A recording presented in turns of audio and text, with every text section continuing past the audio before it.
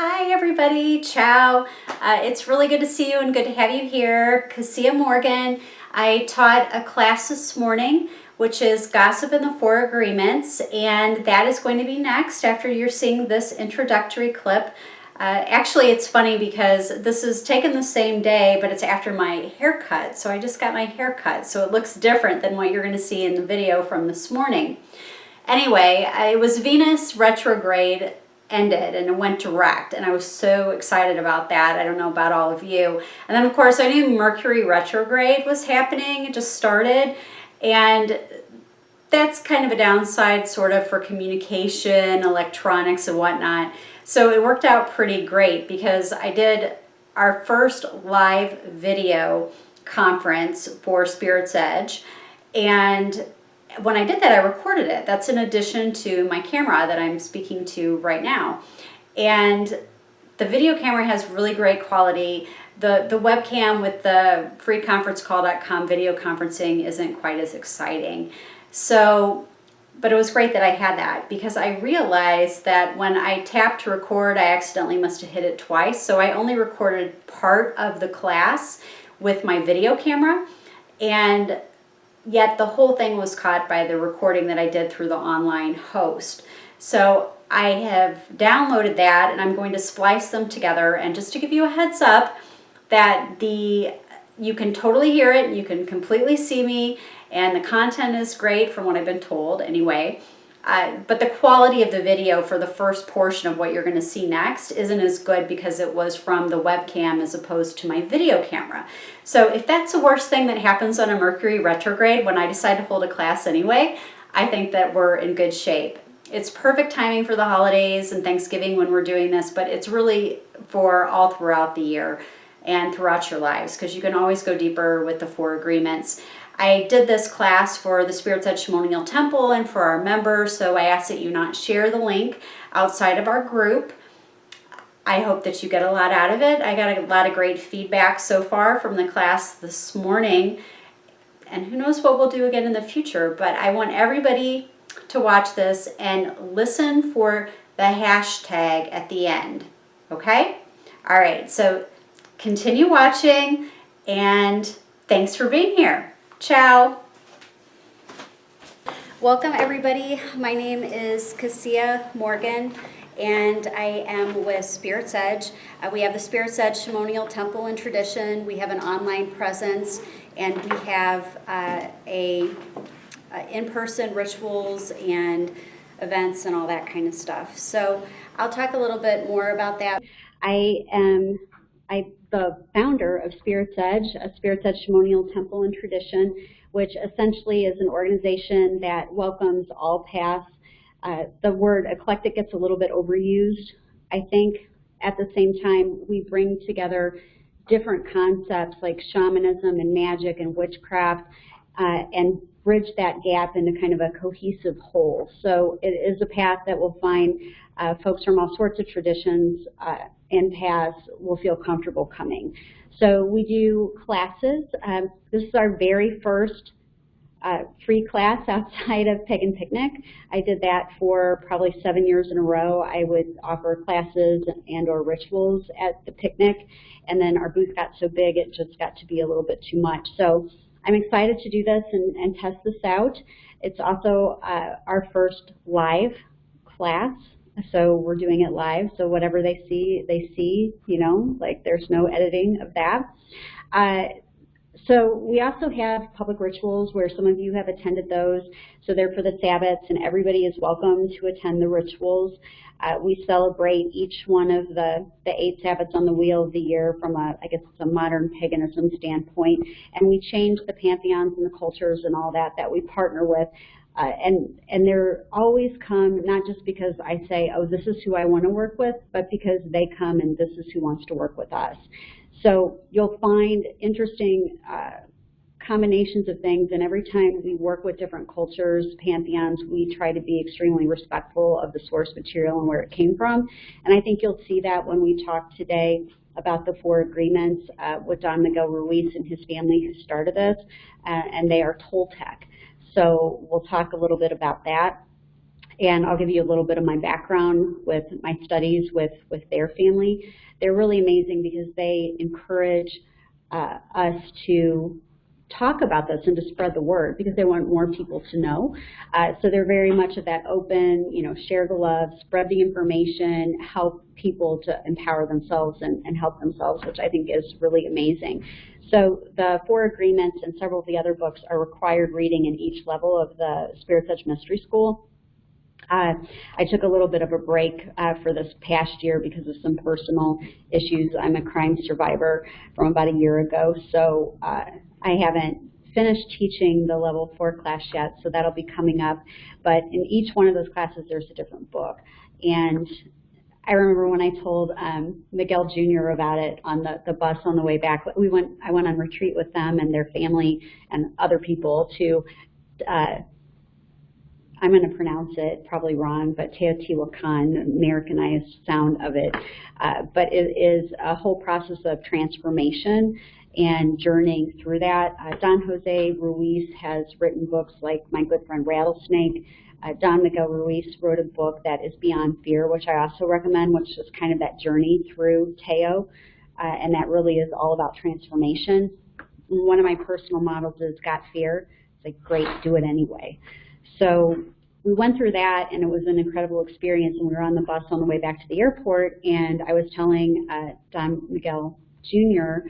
about the mystery school and about the books and everything, and he just thought it was amazing and awesome. So that's kind of how these people are, and that vibrational level and what I could only aspire to, and I think it's pretty incredible. So this has been a really important part of my path since the book, The 4 Agreements, first came out, and it really changed my life. I brought it into the workplace, and actually it was funny, I just ran across, I was getting a big closet cleaned out. You know how you do that and different things, and so I came across a Boss's Day card from an old assistant that I had, and we're Facebook friends and everything, so she posted a picture, and I was just struck by, how much she changed since she was driving from St. John to St. Louis to work for me when she was like 19 years old, straight out of Hickey Business School. And so I told her, I said, oh, I just found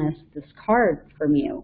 And so we chit-chatted a little bit, but it reminded me of when I brought this book into the office. And essentially, it wasn't being an in-house lobbyist. So it's one client, but you're on staff. So you're basically talking to a lot of people and a lot of people that disagree with each other and trying to find win-win solutions.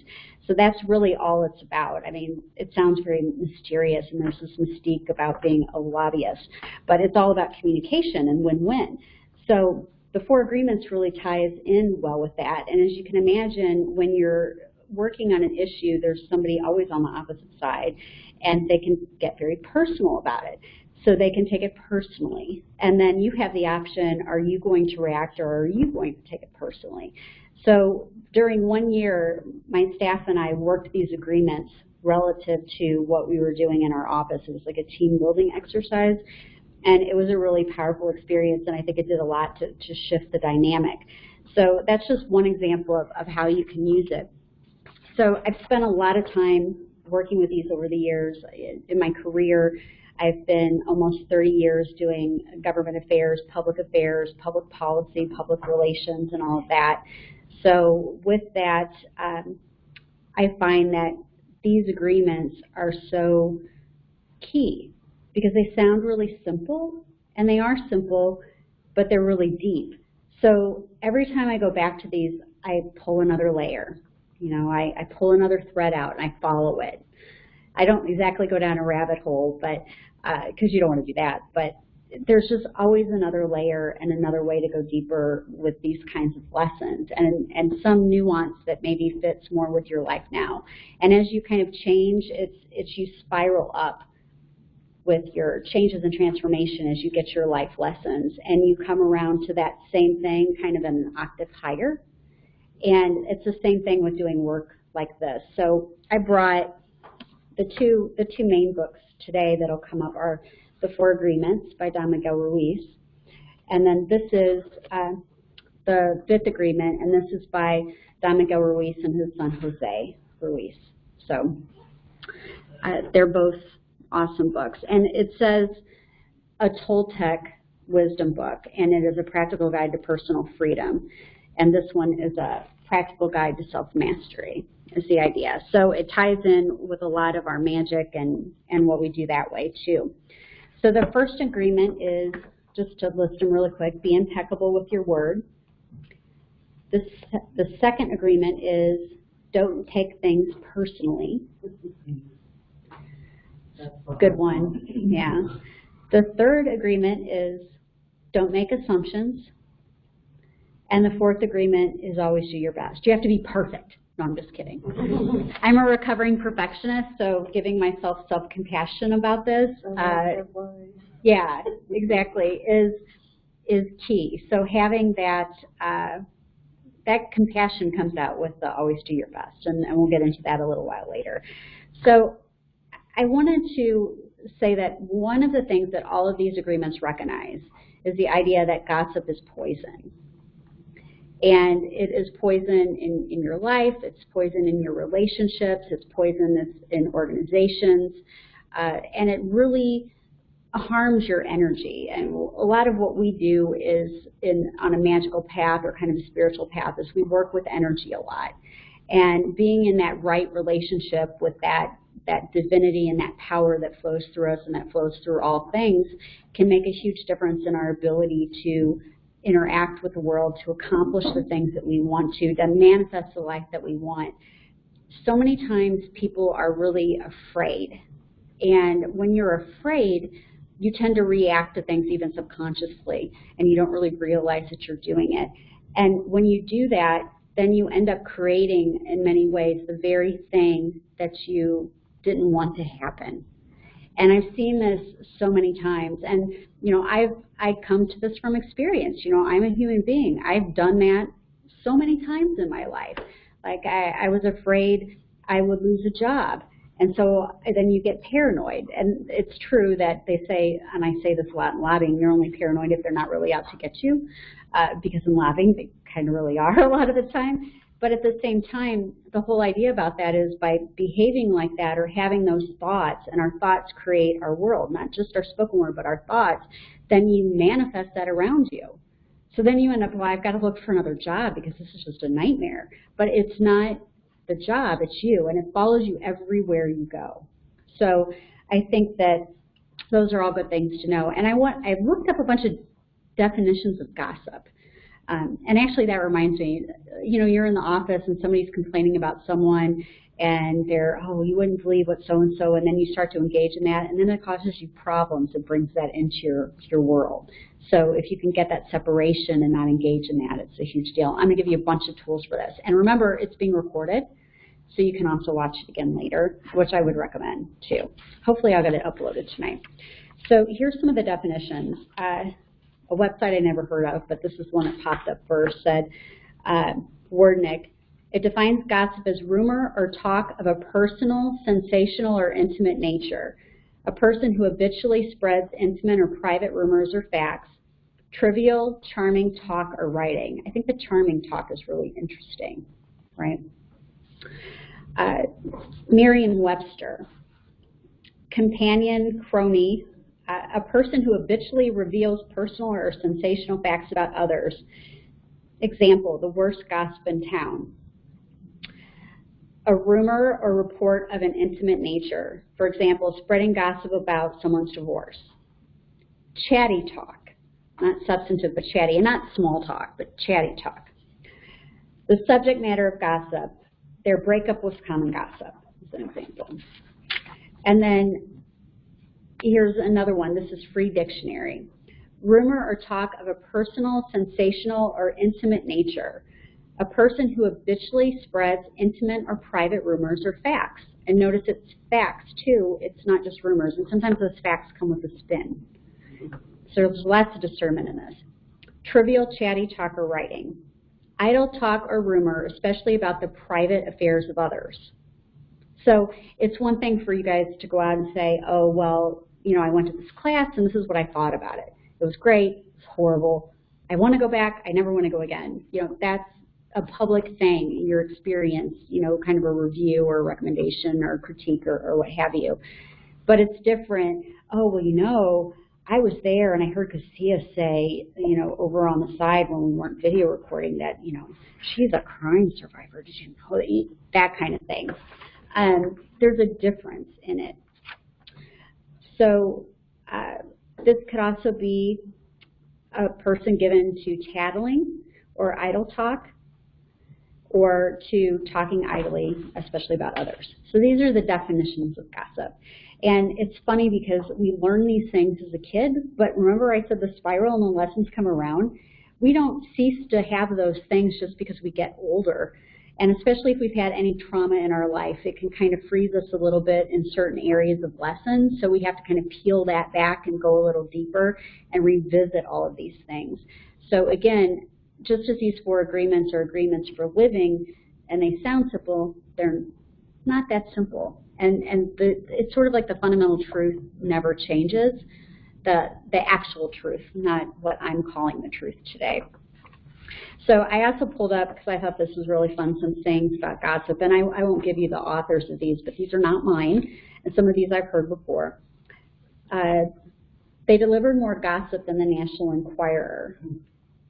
Far and wide the tale was told like a snowball growing while it rolled. Yeah. An indiscreet man is like an unsealed letter. Everybody can read it. Rumor, it has gone like a fire in dry grass. Rumors flew like birds out of the unknown. Yeah, I like that one, probably because it makes me think of crow. Rumors that rush around, inflating as they go like giant balloons until somebody comes along to prick them. A secret in the gossip's mouth is like a wild bird put into a cage whose door no sooner opens but it is out. Stories like dragons are hard to kill. If the snake does not, the tail runs still. That's good. I like that. That's John Greenleaf Whittier. Tale bearers are as bad as the tale makers, right? That's important, because that's going to get at something we're going to talk about later, is listening. They come together like the coroner's inquest to sit upon the murdered reputation of the weak. William Congreve. Traded in gossip the way grown-ups play the stock market.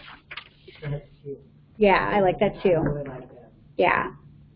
So one of the things I came across I'd never heard of before is gossipry. Never heard of this as a word.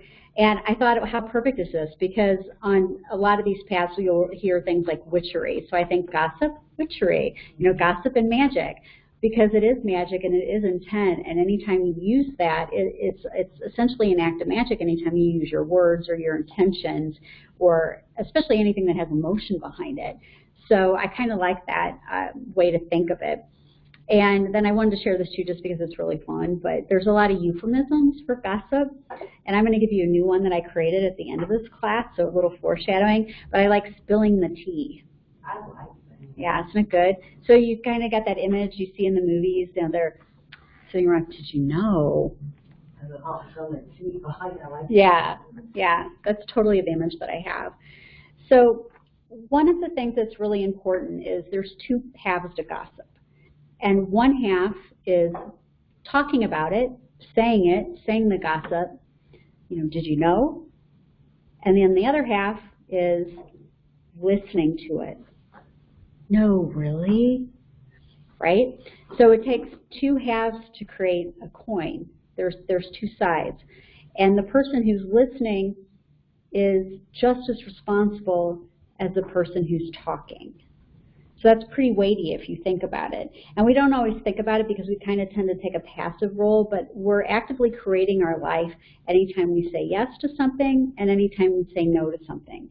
And we'll talk about that in a little bit as well. And if you think about the idea of whispering, someone had told me about something that they had come across with a comedian. It just happened to tell me yesterday, but about the idea that, you know, when you hear whispering, whispering wasn't created for saying anything good, right? So you're not spreading something wonderful by saying, oh, did you know this over here? Or like even, it also makes me think if you're in a hospital, if they're whispering, it's never a good thing, right? Or people, right? People are at a funeral, I mean, and people are whispering, and it's generally not, it's depressing and sad. So but it really fits in with gossip, because we don't usually, when we gossip, shout it from the rooftops. We don't come out and, well, some people do, and it gets into bullying in a more active way, like cyberbullying and all that kind of stuff. But, we don't usually come out and write a big thing on it and share it to everybody. And we usually do it behind the back of whoever we're gossiping about. And I'm also going to talk about the idea that gossiping isn't necessarily, it's also saying things that are good too, because it's using it as currency to talk about somebody else with someone else for various reasons, and we'll talk about that. So the idea of words, we have the idea words can't hurt. Sticks and stones will break my bones, but words will never hurt me. That's not true, right? I mean, we know a lot of us are on a spiritual path. We do magic. Aleister Crowley, magic is the art of creating change with your will. And so our words reflect our will. And when we use our word in a harmful way, it hurts people. And conversely, what we can learn to do is not to accept the energy from it, and we'll talk about that a little bit. And we can learn not to take things personally and work the agreements and all that, because what that person's doing really doesn't have anything to do with us, even though it seems personal. But at the same time, it would be much easier if we just didn't do that to others in the first place. And I mean, I would venture to say everyone in this room is guilty of it, because I have been in my life. I like to think I've transformed this a lot, and it goes back to always do your best. Some days or moments, if you're having a really hard time, it's going to be harder. But generally, you can have the power to kind of take that back and shift it. So there's different guises that this can come under. And if you want to pay attention to how people justify what they're doing, how they're justifying it to themselves. So here's a few words or examples, like, I'm your friend, let me confide in you. These aren't exact words, but just the feeling. I'm not telling anyone else this, but, and as soon as they tell you, they've told 10 other people, or they're picking up the phone and calling Sally next and Joey. You won't believe what so-and-so did. I'm not going to tell you what to think about this person, but, and then list a laundry list of things that they don't like about them. Maybe how they've ruined their life, or, whatever. And a lot of that could be dramatic, and there's emotion involved with it.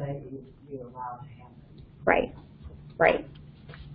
My life is so horrible. This is so hard to me, and you won't believe what Susie did to me. It was just so awful, and I did nothing to deserve this. They were just so mean to me, because you're becoming the victim, and the victim gets attention. So then it's a matter of recognizing it, like when you do it or when someone else does it, not feeding into when someone else does it, and then when you're doing it, to say, hey, I'm giving away my power by doing this, because you're getting the kind of attention that you don't want, that feeds and grows the things that aren't going to create what you want in your life. I do have one question. Yeah. Only because I'm conflicted by this. Sure. I would think that this is somewhat, maybe not human nature, but woman nature. Mm-hmm. So I get on the phone. She's not my blood sister, but she is my sister since we were 10 years old. And we have conversations. She doesn't go anywhere, I don't go anywhere. So our conversations don't spread any further. Now, I can't say that my sister and I don't gossip with each other, or, do the sisterly thing, but it doesn't, like you said, I do that nice little word. It doesn't go anywhere besides us, but how do you get away from doing that? Your sister's your sister. You tell your sister everything. Well, it's hard, and I think that it's important, and it's a great place to practice it, because it's one of the examples is when you get around family.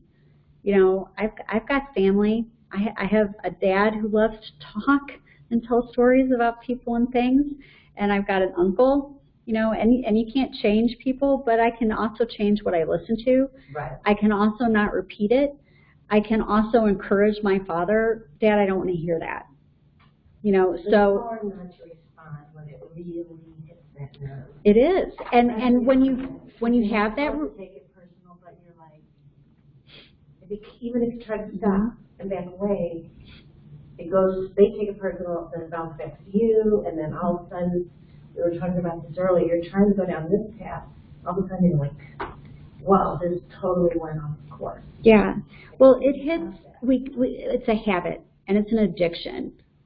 If you think about it like, yes, if you think about it like an addiction, you're trying to feed something, and you're feeding something that generally there's a hole. And anytime you're trying to feed something from outside yourself, you're never going to fill it. You can't fill your cup from outside. You got to fill your cup from inside. So it's a process, and remember to always do your best. So when you start to practice these things, and we'll go into some of these a little bit more, you know, it's not going to happen overnight. It's really easy to hit that groove and that pattern because, you know, you've been doing it your whole life. Think about, though, if you talk about some of the things you want to create or do, or something beautiful that you just saw, or, you know, something. Even probably even more. Yeah. You know, and even though, like I said, here goes another cuss word, we might talk about a nephew or a niece, but it's nothing that we wouldn't sit that person down and say, hey, look, you need to clean up your act. You're getting ready to lose everything. This is just ridiculous.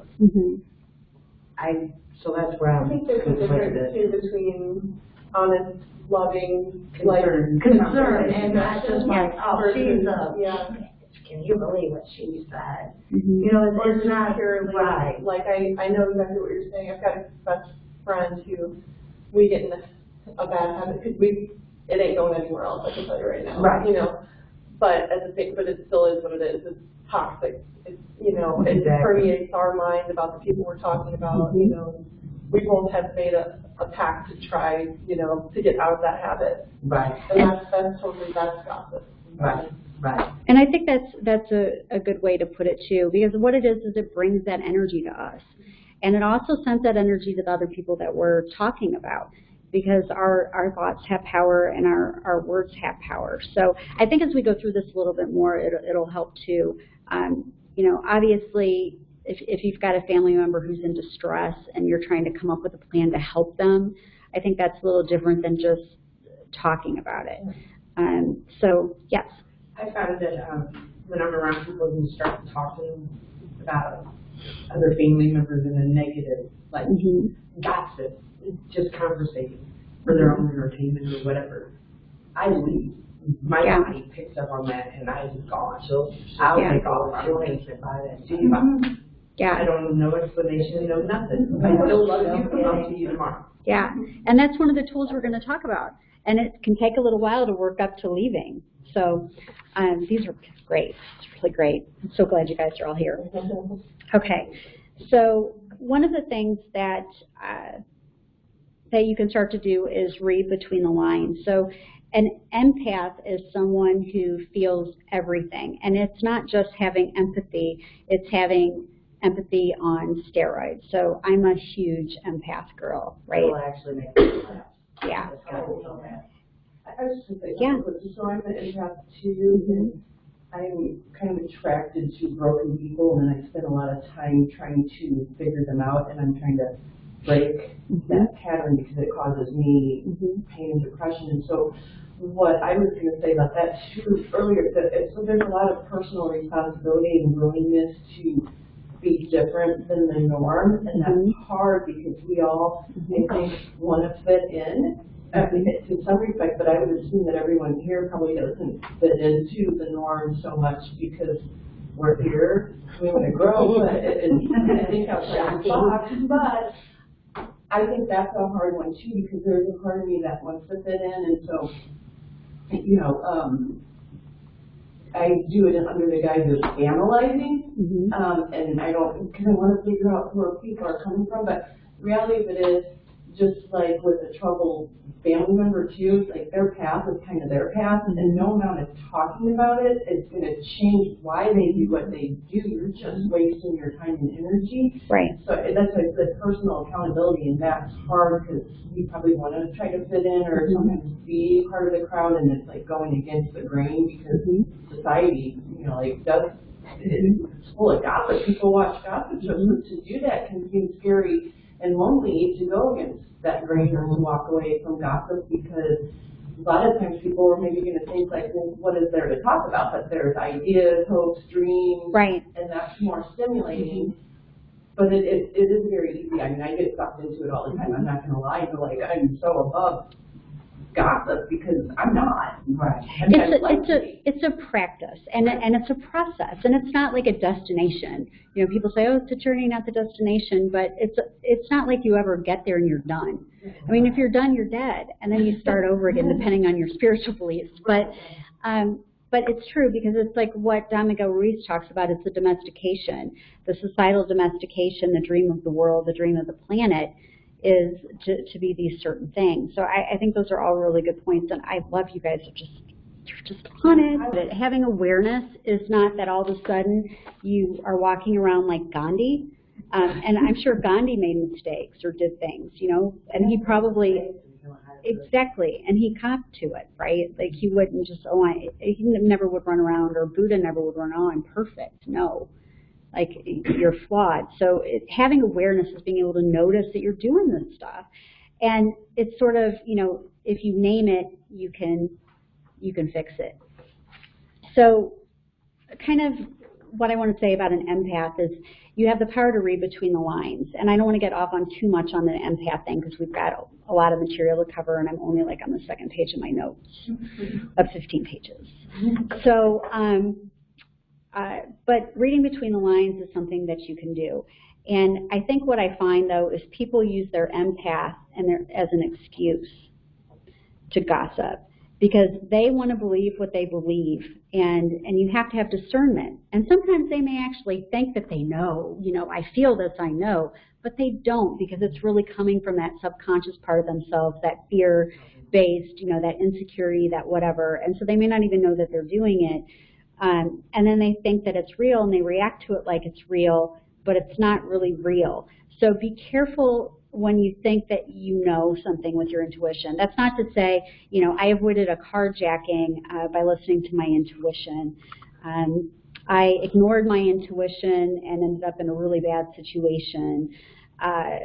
You know, different things like that. So you want to train and work with your intuition, but you also have to have awareness and discernment, because that doesn't mean that that's actually true. So it's a good excuse to make assumptions and call it your intuition. It feels better because it fits what your narrative and whatever your story is, and we'll talk about that some more. Gossips can also be bullies. So you can have this also where people kind of gang up together, or they try to get others involved. And Sarita Diesta wrote a great blog post on this. If you haven't seen it, I've posted it on some of our pages about it. And I think that it was a really powerful piece. And she was talking about it particularly in spiritual communities. But I would also say that there's a book called Antagonist in the Church, which is written from a Christian perspective, but it's about the same types of things of what can happen there. So it's not just on this spiritual path. Sometimes I think that it might be worse, but I'm not really sure, because they did have a whole other book about it from a different path. So, but it's essentially repetitive behavior or gossiping with the intent of harming others. It can be creating rumors and stories with the intent of damaging someone's reputation or their friendships, or the individual that they're targeting. It can be impersonating someone or pretending to be an individual to get close to them to then use information against them. I've seen people do this online. You know, they create fake accounts to try to friend someone and get information, and then they dish that to someone else. And I've seen that in this community, not Spirit's Edge necessarily, but the periphery. They will try to exclude and isolate their victim in an effort to weaken their self-esteem and cause them pain. And it's sort of like, why would anybody want to do this? Because how can you feel good when you're doing it? And I would say, you know, it's a temporary that they're feeling good, but they're not really feeling good, because what's going on in the inside doesn't feel good. So here's some of the things. To make themselves feel important, to tear someone else down to build them up. I still remember a friend I had in 8th grade who fit that perfectly. I decided I didn't want to be friends with her anymore because of her behavior. And then she came to my house, threatened me, cussing me, pushed into my house, and threatened to hit me. So I was in 8th grade. It was very strange. So it happens at all age levels. So to appear to be the one in the know kind of ties in with being important. To appear to be the one pulling the strings behind the scenes, like they're really the ones in power, the person in power, they're not all that, but, come to me because I'm, whatever. To make you like them, to make you think they're important by sharing something about someone else, to be the center of attention, to gain power, adherence, followers. And then I was going to go on and elaborate on this, but then I went ahead and just because Sarita included some that I think applies to gossip as well. So these are from her, but they're ones I would have included in my own words. They are processing their own trauma or stress. They feel powerless and are looking for ways to exert power over others. They are suffering from low self-esteem. They are looking for attention and don't know how to get that in a positive way. That's something that comes from trauma. I've been going through this process about fostering to become certified as a foster parent for a potential teenage girl. So, yeah, thanks. So, but that's something. They will use those behaviors because they don't know anything better because that's what they've learned. So a lot of this is cognitive behavior therapy. It's what has been ingrained as a pattern is what you've learned, and it can take a little while to break out of that. So that's why someone may do this. They're acting on peer pressure. So we're talking about societal domestication. It can also be peer pressure. They want to fit in. They gain social standing and popularity through their actions. They lack education, and with that, a social or cultural understanding. So, and I mean education, not like book learning or school, but just about that level of communication. Not everybody's been exposed to the same opportunities or the same background, and that we all have different experiences. So understanding why people gossip can help you deal with it. It can also help you hold, which we'll talk about, more healthy boundaries and help you not get wrapped up into it and all of that. And I would say that empaths are generally more easily manipulated, and I know this from personal experience. So people can project something onto you, and because you soak up stuff from other people, you soak it into yourself. Well, and then you react as if it's your stuff. So a little different than someone taking your energy. This is more you're taking on their stuff, and it's becoming yours. So when you do that, then you start to react to that, and it's just so it's a bad scene. So if you've got someone who is also having some challenges, it can be easier to have that hook. It's like Don Miguel Ruiz talks about it like a black magician. They use the words, like we don't use black and white magic necessarily as a thing, but in this case he was, as someone who would do something to harm someone and use the word and hook them. So what is that hook, that trigger that's going to pull you in and suck you in to be the other side of this equation, to listen to the poison that they would be giving? So that's one of the ways that he describes it. So one of the things, of course, is if they're doing it to you or doing it to someone else or talking to you, they're doing it to you. Anytime somebody comes to you and says something to you and they're talking about somebody else, they're going to be going to somebody else and talking about you. And I don't care how good of a best friend they are, or if they're your spouse or your wife or your husband or your boss or your coworker or whoever it is, that's guaranteed that's how it works. When you actually talk to someone and confide in them about your own life and it never goes any further than that, that's different. And I mean about your own life, not about other people. So always goes further. You cannot do what you're not.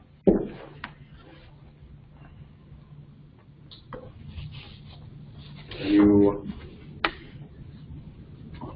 cannot be anything that you're not. Basically, you are what you do. Right. So to hear something that's going to change who you are, even two people sitting in a room talking to one another, have changed each other. Right.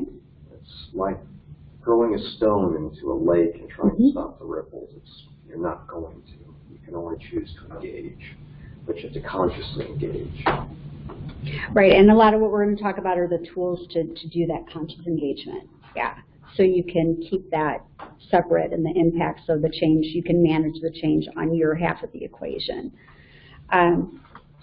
Okay, so a lot of the things, I've actually seen this in the spiritual communities, and it's so funny because I just attended a women's leadership conference, and they talked about the whole presentation of the woman who runs this national organization was on being divided and unity. And it was essentially just like this book, Antagonists in the Church, but in the context of a completely different type of women's empowerment organization. And she was talking about how, you know, people will essentially use the word to try to divide, and they won't come to her as the leader or the people that run the organization, you know, the person in charge, say, hey, there's a problem, or hey, I don't know about this, you know, or hey, I'm concerned about this, or I heard this and I, you know, I'm not comfortable with this, or whatever it is. But instead, they'll go to other people and say things and kind of plant seeds of divisiveness between different people to plant those seeds to grow and then break up, you know, the unity and the cohesiveness of the group.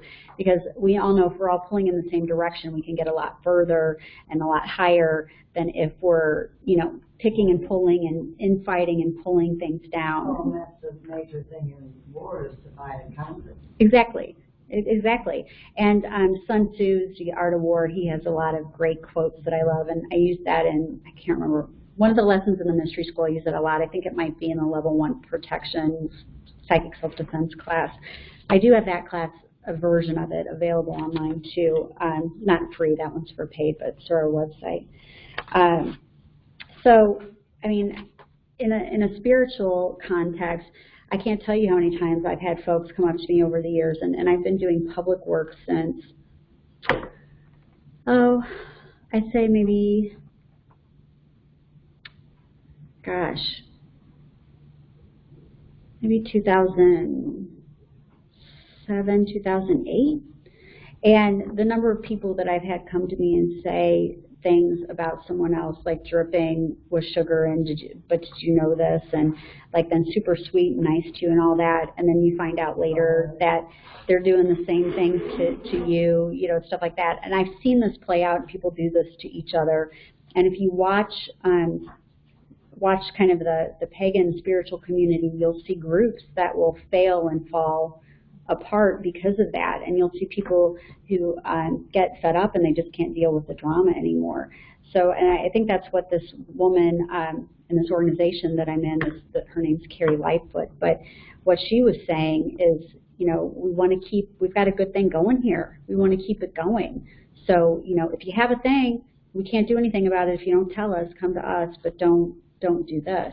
And it's really hurtful, and it doesn't really, it doesn't help the person who's really doing it too. So some of the things I do is, you know, I work the 4 agreements, I work the 5th agreement, we're going to talk about all that. I work the tools that I'm going to share with you. I don't listen, I don't engage, I don't react. Generally, I don't respond. Especially if there's ever something about you, generally I just completely ignore it, because if you give it attention, anything you give your attention to with a capital A, you give power and you feed it. So I don't do that. But I will actually tell people that I don't want to hear it, I don't want to listen to it, and you have to work up to that because it can be hard because you don't want to upset somebody. But you have to understand that your responsibility for the energy that you bring to a situation, and all this is going to do is hurt you by listening or by engaging. So I will tell them that. And sometimes you'll find that people don't really understand what gossip is, which I think why this class was really helpful. It was actually an inspiration. I was having a conversation with one of my dear friends, Nikki Mueller, and that's when this class idea came up. And it's just that sometimes people don't really know. They don't know what it is. And I've had conversations with people where I'd be like, hey, I don't want to gossip. I don't want to hear that stuff. And they'd be like, well, this isn't gossip. And I'll be, well, here's what gossip is. You know, and I'll literally have that conversation with a friend or something, and I'll tell them. Now, it took me a long time to work up to this, so I'm not saying you're going to go out tomorrow, and sometimes you don't want to. It's better to just leave a situation than, you know, try to educate someone, but I'm kind of in a different role in my life. But the important thing is to hold a consistent boundary. So when you have healthy boundaries, and this is something that I've run into too, you don't want to have a weak boundary, because in all sorts of things, and including in this context with gossip or listening to gossip. Because if you have a weak boundary, then it can be permeated, right? So if you have, makes me think of a colander, it has holes in it. That would be a weak boundary. I mean, technically it holds the vegetables or something, but the water still goes through. You could have a rigid boundary, and that's something that I had, you know, after the crime last year and for quite a while, was that these are my boundaries and no one shall step over these boundaries. And that doesn't always work completely in life. Having flexible boundaries can be good, and flexible is different than being inconsistent. So, and that would be a whole other class in of itself, but I at least wanted to touch on this. So the worst thing you can do is have inconsistent boundaries. Like sometimes you say it's okay, and sometimes you don't say it's okay. Because as soon as you do that with any type of situation, then they want to be fed with that energy. And if you feed them once, you know, give them some animal crackers one time, the next time you don't, they still want those animal crackers and they know they're going to get it, so they'll do it again. So then you actually encourage more of the behavior, whereas even if you had weak boundaries, it would encourage less of the behavior than if you did it inconsistently. So it can be a little counterintuitive, but so if that doesn't work, and I found that if you hold consistent boundaries, and I've gotten much better at that, that it really has a good effect. And you can, but if it's not working, you can have more distancing. But another thing that you'll find is that you can, the people will just leave. And I find it just sort of works itself out naturally. So I've seen that happen a lot in life. So that works out well, and that's when you're holding those healthy boundaries consistently. And the other thing about that is, see, what was the other thing I wanted to tell you? Something about that. You're holding the boundaries. It'll come back to me. So another thing, I had a teacher. Her name was Deborah Bourbon, and I loved her. She passed away in 2013, and she would always talk about the idea of the buffet is closed. Just put on your forehead, the buffet is closed. So, you know, this might be something that would be like a psychic vampire, or that's being unethical, or it might be an emotional vampire, which is completely different because one's born with it and works in a certain energetic way, which can also be beautiful if it's used in an ethical way. But the other is kind of more that needy victim, you know, kind of spewing this toxic energy, that kind of thing. And the idea that the buffet is closed. So you're not going to take that on for yourself. You're not going to engage with that. You're not going to allow that into your energy space. So I always view it as like this flashing neon sign, you know, the buffet is closed. And then taking actual physical, real world things to try to help with that too. So it's the energy that you put out there. When you're open to that, and when you engage it more, and when you encourage it more, then it's going to happen more in your life. And you're going to attract more of that in your life. Let's see. Yeah. How do you differentiate between gossip and expressing, you know, what you've heard about somebody else that could be of concern to fellow people? Such as I've heard of a friend of mine, an ex-friend of mine, was engaging in left-handed path-type magic in order to gain a significant other from another person. Mm-hmm. So when I heard about these things, I'm like, she's engaged in the community. Like, should I tell somebody else? I only told one other person, and he was kind of like, I don't want to know about it. He just left. But I'm like, this is a concern. I'm concerned about this and the impact that it could have to everybody else who's also engaged in the same community. So should I just say, the person who told me, should I just say, yeah, that's great, cool, right on? Or should I, you know, take that as a valid concern and take the next step and try to engage other people? Well, if someone is talking to you, well, the first thing is generally my first step is not to make it my business. That's my first thing, as a general rule. I mean, if I think someone's about to get raped or assaulted or something like that, that's a completely different matter. I know of people who are unethical, what I would call, someone let her in, please, of what someone would be unethical with their magic, and they would be using it to harm someone or gain control over someone in another way. I know people like this. I generally don't do anything. I don't say anything. I haven't talked about it. I've only told, like I'm thinking of one example right now, I've only told a few people, and only when they were in imminent danger and I owed them a duty of care. So I had that responsibility. So, and I also, because keep in mind, like if it's somebody in my mystery school and I'm their teacher, it's different than if, you know, even, I mean, if we've got, I don't know, 1,300 members on our group page, right? I don't have the same, I'm not going to engage with, if I, to that level, like about other people. So it just sort of depends. If I'm in a group with someone and I see something happening, you know, I either go and approach the person or go to the leader. But generally, I would say, I mean, going to the person who they're saying it about, because then you could tell if it's really true or not. So that can be risky too. So the best thing to do for me is, unless you have a duty of care, unless you're in that kind of position, you know, or if it's your, you know, your spouse or your parents or your, you know, something like that, then I just generally, one of the tools that I have is, you know, are you making this your business? You know, why are you making this your business? So it's really easy to get wrapped up into somebody else's rabbit hole of stuff. It also could be that they have this whole reason why they need to play out this karmic dance.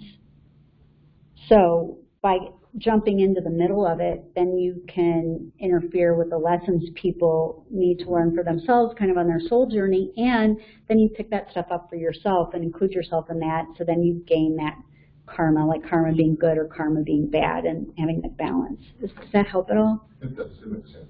Okay. I feel that I did the right thing, because who I went to is somebody I consider to be a spiritual leader who's engaged with a person in active practices. And I expressed my concern, and he said, you know, she did make some funny comments recently. He's like, it's interesting to know, but then it kind of just ended, and that was it. Yeah, so you did your thing. I didn't go around and tell everybody what she's doing. I just told him because I was concerned. Right, and I think that that's a little bit different. Would somebody please let her in too? You're in the hot seat.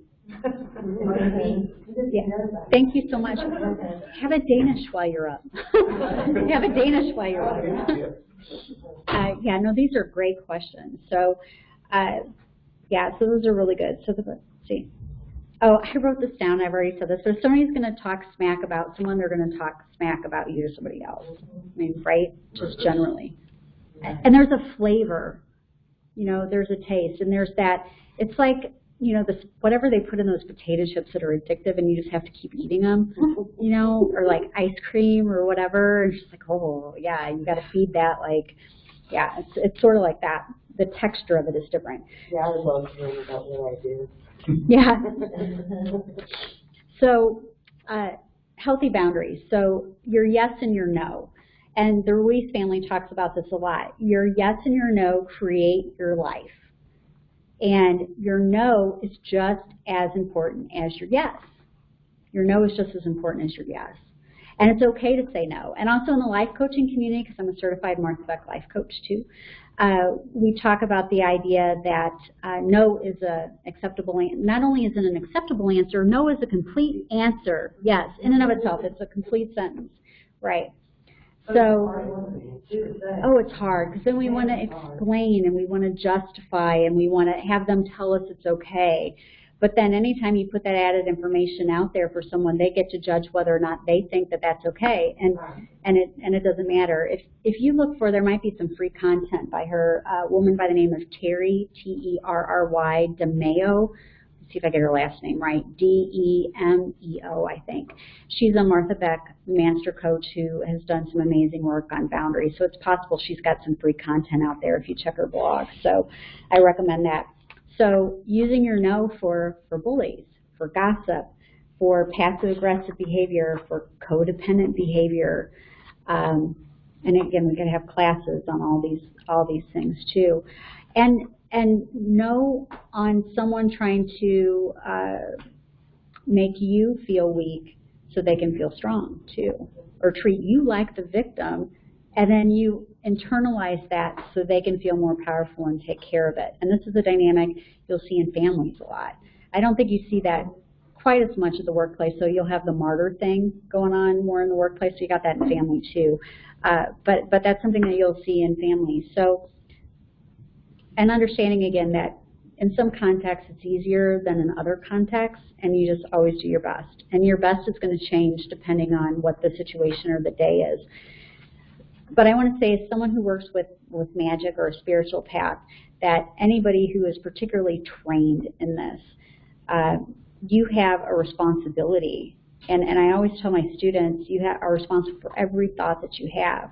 So we spend a lot of time learning how to neutralize our thoughts, how to cross something out, cross that out, or I delete that, or restate it, or cancel that, or what have you, because your thoughts have power. And the more that you're trained in a magical standpoint, then the more power your thoughts have to manifest, because you're training, you're working those channels and all of that. So that's really important. And you have the responsibility to be responsible with your air, with the element of air, and not just with air, but with all of the elements and all of the power that you wield and how you construct your life, and to integrate them, the lessons of each one, into your being and into your spiritual body and into your spiritual journey and all of that. So this is a real critical teaching. And I want to talk about, is everybody okay for right now, or do you need a break? I think everybody's sort of popping up as they need to. Okay, so until I need to take a break, we're good. Okay. So I want to talk a little bit about the witch's pyramid.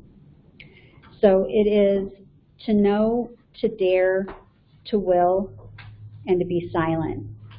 To know, to dare, to will, and to be silent, or to keep silent. And each one of these has their own thing that's important, and each one of these is associated with the element. And the elemental assignments are different depending on which path or tradition you follow, so I'm not going to get into that. I'm going to keep the elements and the kind of the sacred tools separate from this. So to know. So you have discernment to know that it's not about you, and to know that it's gossip and what it looks like. And then you ask yourself what you choose to know. Do you choose to know important information or gossip information? How are you going to further your wisdom? How do you choose to know? And to dare to be independent, to dare to hold healthy boundaries, to not drink in the emotional poison of others, dare to forge your own way and your own path, dare to ask the person being gossiped about if something is actually true, and to stand up and not repeat gossip or stories that you're told. Dare to act, dare to not be a passive receiver of gossip. And that doesn't mean to be a proactive receiver of gossip. I think you get the idea. Dare to be skeptical, and dare to question what you're told. And sometimes, questioning what you're told is important, because don't accept everything on face value, because people will pull you into their campaigns, and they'll use all the hooks and things, and they'll sound good and everything. But just because it's sugar-coated doesn't mean that it's true, and doesn't mean that it's something that you want to engage in. And again, those things can isolate other people and can hurt other people and damage other people's reputations and hurt people. To will, to use your will, to exercise your will, and the willpower not to gossip. To have the will to watch your word and your intent to create the life you want for yourself, to create a beautiful dream of the world and the garden of the gods on earth. So Don Miguel Ruiz will often talk about, are you going to create heaven or are you going to create hell?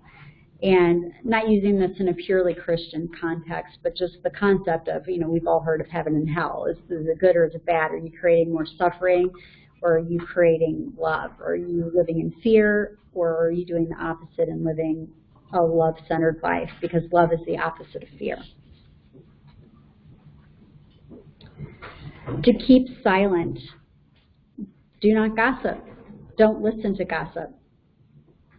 Don't spread gossip or stories. Don't spread other people's business, even if the business involves something they told you about under the auspices of about themselves or their story. You don't know it's true, and even if you think that it's true, then why are you making it your business? So again, there's a flavor of these things. You know, it's a difference between having asphalt flavored ice cream and like sweet sugar ice cream. You know, I mean, there's a complete difference. Right, exactly. Exactly. So talking a little bit about the tools. So these are like the Celtic sacred tools, and it kind of ties in the Tuatha De Danann as well. But what is your stone of sovereignty? What stone do you stand upon, and what is your foundation? What is your spear of destiny? What do you want for your destiny? What do you want for your life? And reflect that in everyday communications and action. So each interaction you have, each moment is an opportunity to craft that. And what are you crafting? And for this past month, we don't call it the craft for nothing. It's kind of a new agey pop culture thing, but I mean, crafting is making something. How do you wield your sword of truth? The difference between the truth with a capital T and a truth. And we each have a truth or our story about the truth, but it doesn't make it the truth. As soon as we put words, which are symbols, like the Ruiz family talks about, symbols of words, we put them on something, it changes it. Once we put the words onto it, then it's no longer the truth, it becomes a story about the truth. So how do you wield your sword of truth? How do you exercise the power of our cup of compassion? Did you let her in?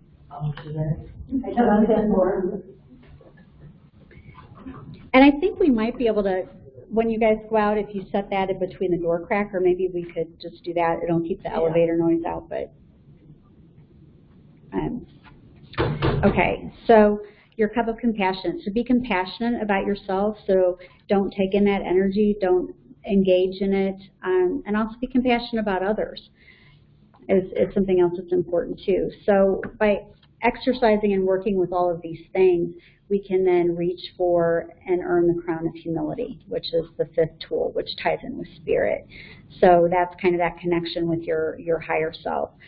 So each of these things, like earth, air, water, fire, spirit, they each have their own aspects that go with it and how that's used. So if you look at the elemental correspondences for these different things, and there's some great books that are out there. There's one book I wish I would have brought the name of it with me, but I don't remember off the top of my head.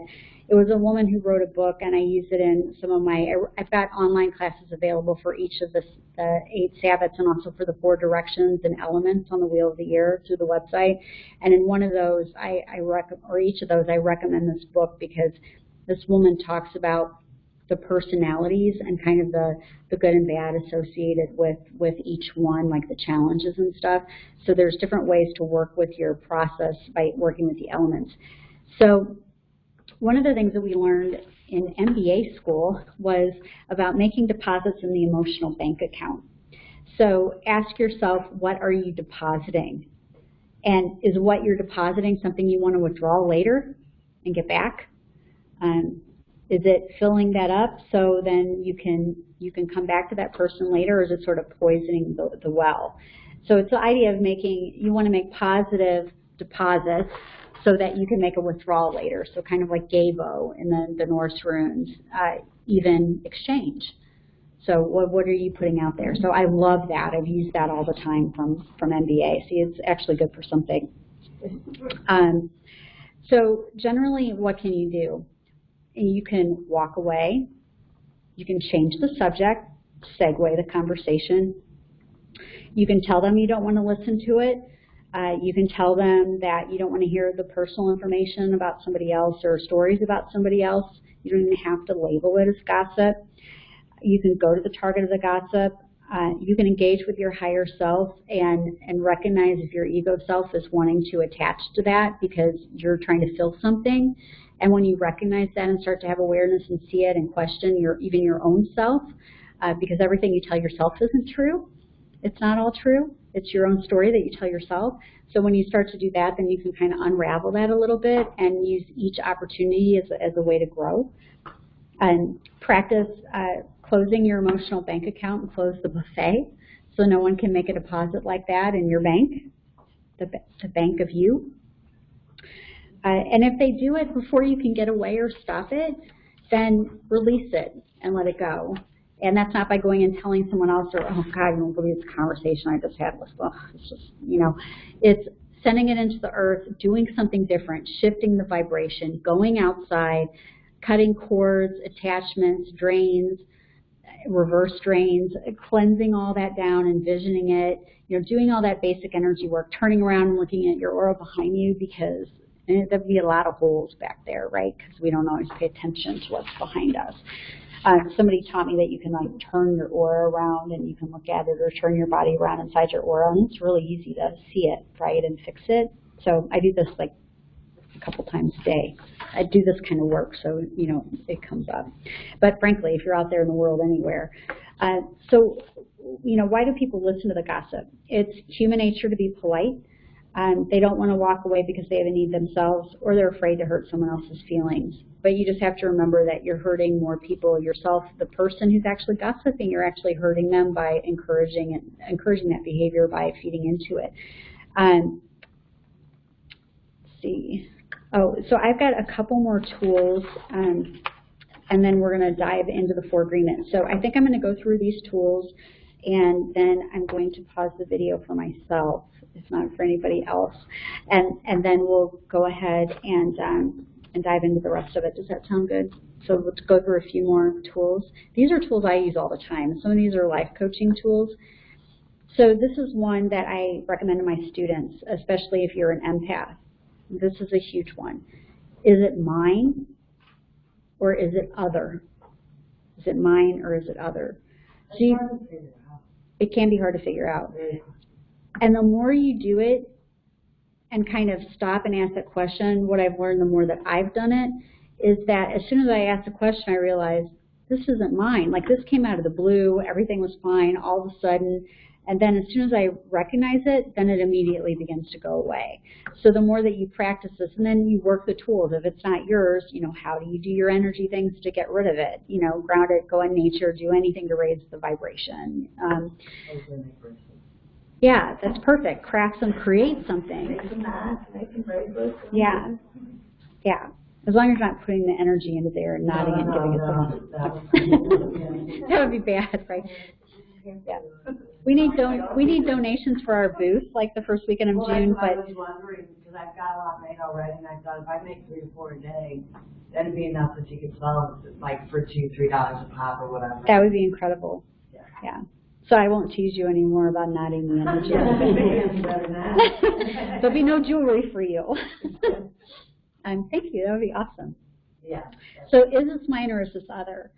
And it just begins to create that distance. One of the things is holding it in your hand. So this is another life coaching tool. So you take a step back and you become the observer, and envision holding it in your hand. And when you can look at it in your hand and separate it, you can kind of get some distance from it. And it's interesting because, I don't know why I'm going to mention this, but it makes me think of, like, in trauma, disassociation, that's sort of what people do, because you disassociate from what's happening, right? And I've had that from my own, yeah. And so when I think about it, it's really sort of like this, except for in this case, you're consciously becoming the observer. It's not like a subconscious defense mechanism. It's completely different. So you're doing this with intention to look at it. And then that often can help you see it more clearly, or gain that distance to get that discernment, so you can begin to look at what's happening.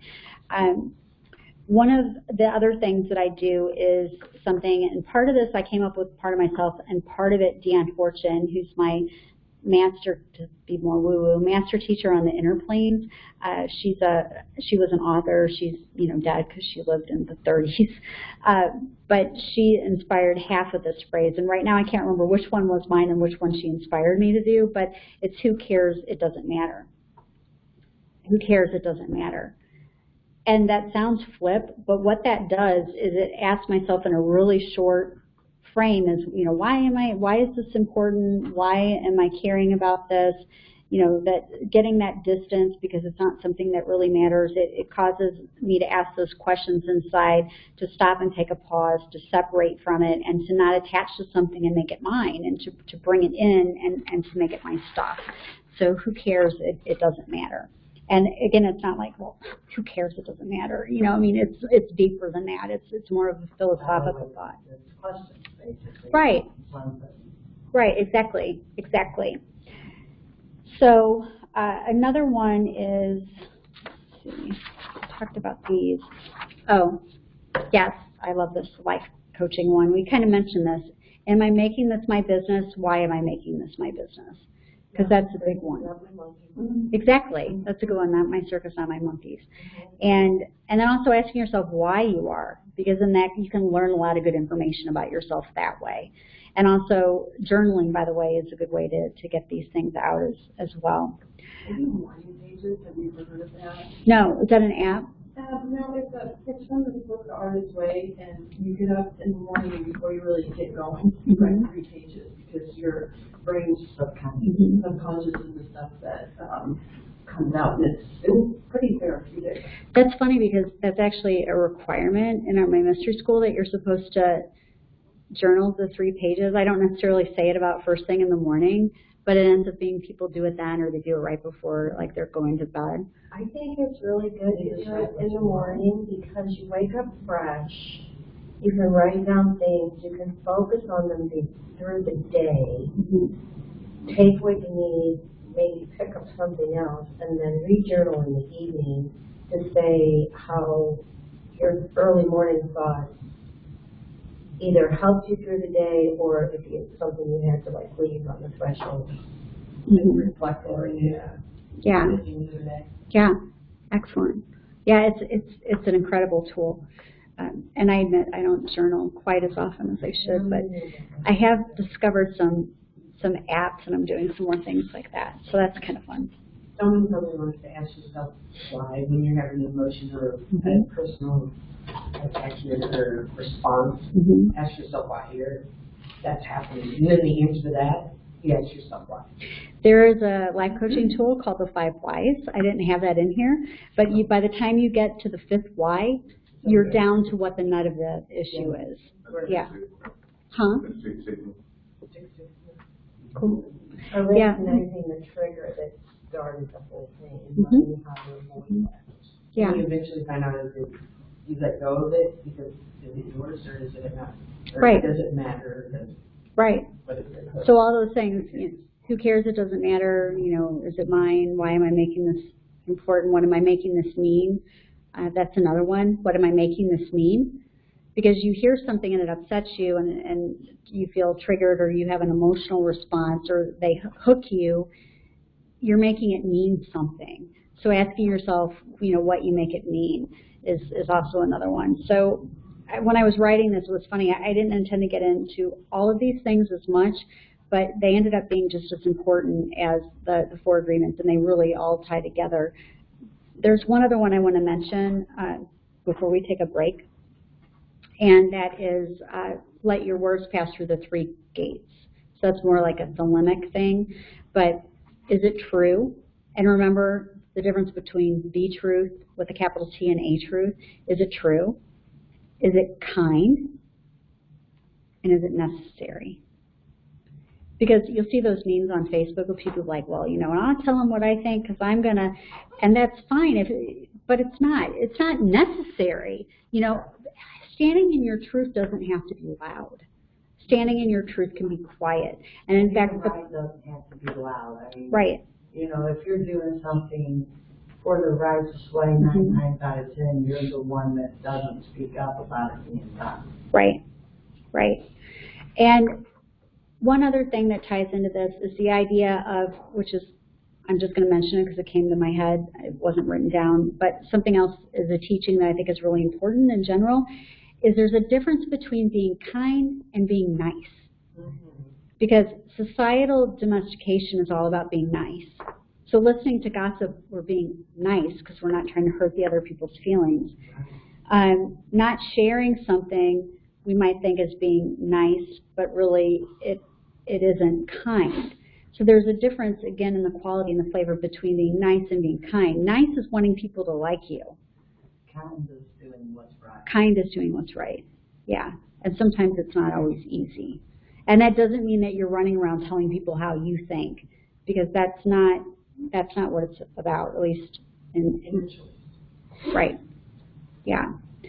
So we're gonna take a quick break, and then I'm gonna jump into some more on the 4 agreements, and then I'm gonna kind of do a recap, and then I'm going to give you a new tool that I just made up.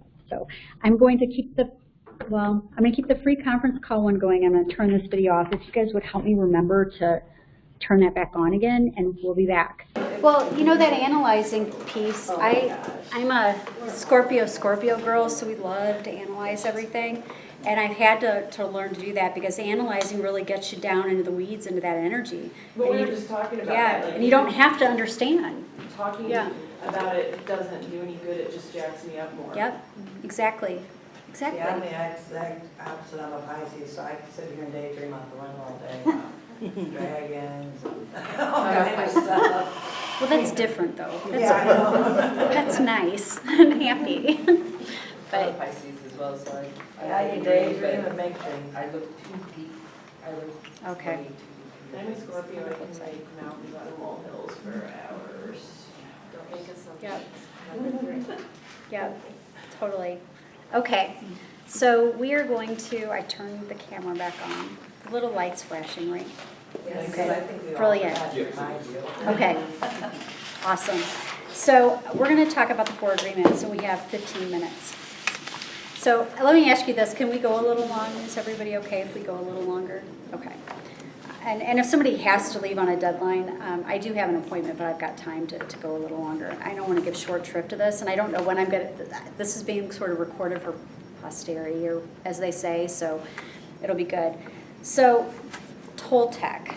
So I said we'd talk a little bit more about that. So Toltec is an artist, and all of this is about creating your own art, creating your art of what you want your life to be, creating it with every thought, with every action, with your interactions.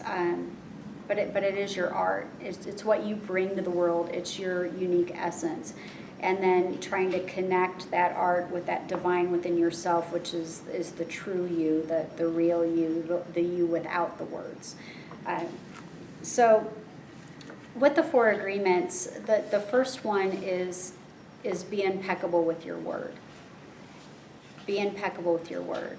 And being impeccable with your word is not using the word against yourself and not using the word against others. So for yourself, this is not beating yourself up with your words. And I then tag this into your thoughts, so then we work on things like transforming thoughts.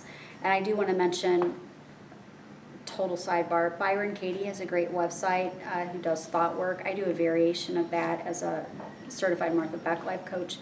But Byron Katie invented what she calls the work, and we'll talk about the great work, or the work with a capital W. Well, she has, her process is called the work, which is to transform your thoughts. She's got free videos on her site and a free Judge Your Neighbor worksheet.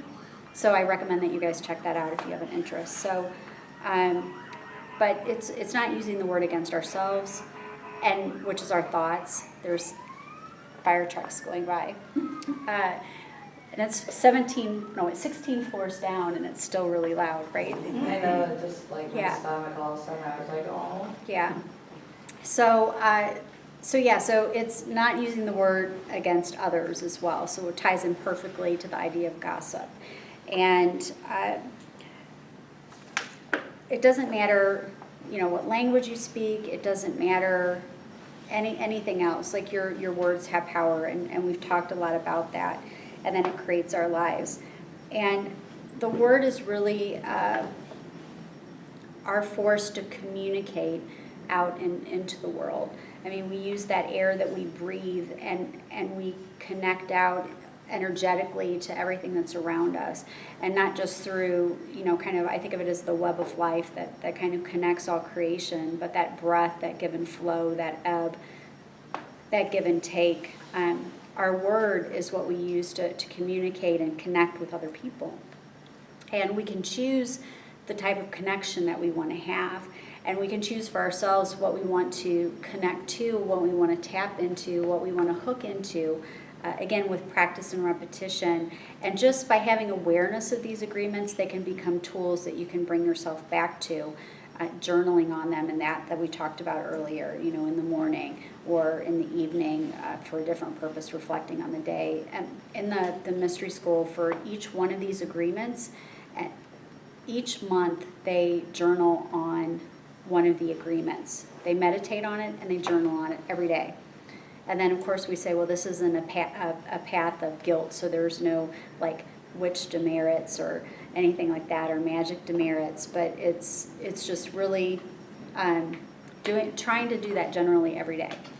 And it's a really powerful tool. So when you think about it, you really start to incorporate it more into your life.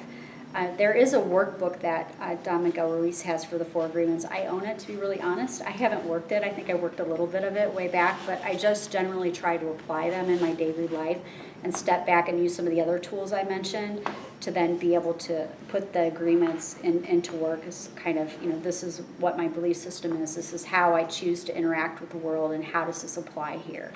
And being honest with myself about what I'm saying, about what I'm seeing, about what I'm doing. So it's like having a sword with 2 edges. So we talked about the sword of truth, and you think about a 2-edged blade. So it can cut both ways, and it can be good or it can be bad. So we can use a sword to do wonderful things, or to, our idea of inspiring, of writing, of sharing wisdom and all of that, or we can use our words to hurt ourselves or to hurt other people. So this is, if you're talking on the phone, if you're in email, if you're on Facebook, if you're liking posts that people are that are clearly directed at something. A lot of times we won't even know what that is, but then it will feed into that energy. So even a simple thing like liking or commenting on a post on social media or sharing it furthers that. It's how you're using your words. So just because we have computers nowadays, it doesn't go away. It just has different ways of manifesting itself. So it's not just me sitting here talking to you. Like, how you use your word goes in with a lot of things.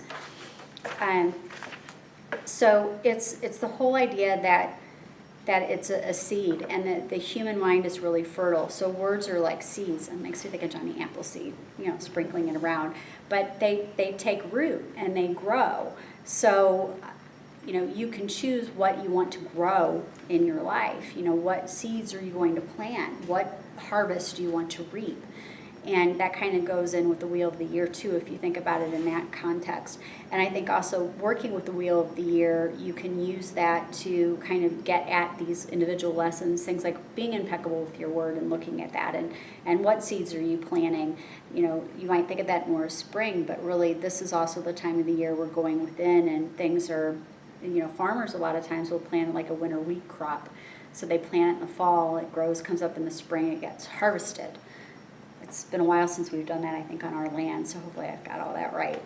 We've got a farm that's been in the family over 100 years in northeast Missouri, so I come by that honestly, the farm analogies. So one of the things that happens is, again, we fear what we can lose a lot. And by choosing how to use our words, it can be hard sometimes to be impeccable with your word, because you want people to like you. You don't want to create waves. You don't want to have conflict. Like, a lot of what we do is we avoid conflict. So then we end up being passive aggressive with our words. And we'll say things that really they're biting underneath. But so it's the energy about it. Or even sarcasm. People who think that they're funny because they're being really sarcastic, but they're not really being funny, and what they're saying is hurtful or derogatory. And I'm not talking about the things that are super obvious, like, oh, you wore that today. I mean, that's clearly sarcasm that's intended to be. But some people will do things under the auspices of joking and use humor to cover it up. And that really can be, it's just as hurtful as anything else. And then it puts the person who's on the receiving end of that is like, well, how do I react to this? Because they're saying it like a joke. So You're allowed to be a joke. Right, exactly. I call it Are you being sarcastically abusive? Sarcastically abusive, making you out to be a joke. Yeah, yeah. So I've gotten to where I'll be, that's not funny. I don't appreciate that. But man, when you first start standing up to a friend and you start saying stuff like that, it can be hard to do. And you know, And then they always back stuff. right, right. And then the key is, do they keep doing it? If you hold that consistent boundary, and then you have to reevaluate things. You can choose to be there or choose not to be there, so then you choose how you're going to handle that, because sometimes they will change and sometimes they Well, won't. the other thing in our society right now too is when you do stand up for yourself right now, there's that, the jokes of, oh, you're just a snowflake, oh, you're just oversensitive, oh, you're just, that kind of stuff. And so I think people sometimes can be afraid to stand up for themselves like that too, because you might get more abuse directed at you. You're just. And in so many different contexts, like, yeah, creating that conflict or with somebody that's not going to agree with you, you absolutely can receive something back. So that's why it's, to dare. It's being brave. It's like, I'm going to stand here in all of my power and no. So I'm willing to stand here and be planted and let you say anything that you want to back to me. If I'm expressing something, or I'm not, and nicely, like, well, I don't want to listen to that, I don't want to do this. Knowing full well that I may get it back directed at me, like you said, then sorry about hopefully everybody's okay out there. There's more fire trucks. Yeah. The good news was I live not far from here, and we had a mutual aid response on my street, and nothing was wrong. But there was 3 different companies that came, so it doesn't necessarily mean something bad's happening. But the idea being that if you have that determination and that will to sort of God fear, do it anyway. Say what you're going to say, but then own your power. And know that if somebody directs something back at you, it's their story. If they hate or anger or something like that, or abuse, or that it's really not to do with you, and work some of these tools, and then you can kind of keep that separate. That's not to say that we don't want to have good conversations with people and dialogues about things that we don't agree with each other on, because that is amazing. And that's a tool, a complete side issue, that we seem to be missing a lot, and that I actually know a lot about this, because remember I told you I've got an almost 30-year career. Now I'm a recovering lobbyist. I'm not lobbying anymore. I'm doing public policy. Yeah, recovering lobbyist, recovering perfectionist. I've got it all going on. So, but part of that is that being able to listen and really understand people, and until you can really listen and understand, you can't come to any sort of an agreement or solution on anything. And sometimes the answer is just to agree to disagree. And respectful and honorable people can agree to disagree with each other. But when you disagree with someone, it's being brave to say it, because you may get a response back from them that is not very friendly. And then it's allowing that to be okay and flow and not attached to it. Does that help at all? Like my grandfather always says, when you've been attacked by somebody, you just say, I'm sorry you feel that way, because you're validating their feelings, but you're not feeding into them or saying, well, you're right or you're wrong. It's, well, I'm just sorry that I need to feel this way. I'm going to give you one change on that, because there was a crone shaman woman who bit my head off at a conference, okay, and changed my life. So it was, I'll never forget it. She's amazing. So, and I'm not a crone yet, but I'm looking forward to it, because I'll get to carry this energy. Yeah, right? So I go to this Foundation for Shamanic Studies 2-week healing intensive, and I'm there with a bunch of shamanic practitioners and all that, and it was pretty powerful. So we go to lunch, and I was experiencing some bullying and stuff like that. And I said to her, as I was talking about the story, being a victim, right? And I said to her, doing the best that I could in the moment, I had a lot going on. I needed to be there. I was learning to heal other people, but you also heal yourself in the process of doing that work, right? So I said, well, I'm sorry, I'm not, similar to what you said, but slightly different context. And she looks at me and she says, you are not sorry. You are Kassia. I don't ever want to hear you say that again. Right on that. I don't ever want to hear you say that again. Because what you put after I am defines who you are. That's why I talk about my gig and not my job. You know, that's why I change and I watch anything I put after that. So you can listen to someone. I hear what you're saying. I disagree with you. I hear what you're saying.